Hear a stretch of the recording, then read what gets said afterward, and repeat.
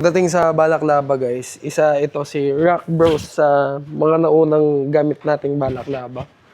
Maganda din naman yung quality. So isa sa mga gusto kong balaklava sa market kasi napakahaba nung pinaka protection niya. As you can see, talagang sobra pa siya sa leeg natin. Tapos pagdating sa batok, talagang protektado at hindi mangingitim yung mga batok nyo. So kung nagmamotor ka tapos hindi ka nagsusuot ng balaklava ba, bumili ka na.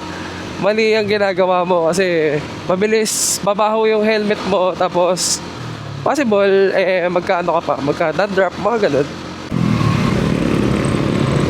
So kaya naman kung wala ka pang balaklava na ginagamit kapag ka nagbabiyahe ka or kapag ka nagmamotor ka, mas maganda bumibili ka na para syempre hindi agad bumaho yung mga helmet na ginagamit mo. So kung interested ka, ililink ko na lang din kung saan ko nabili.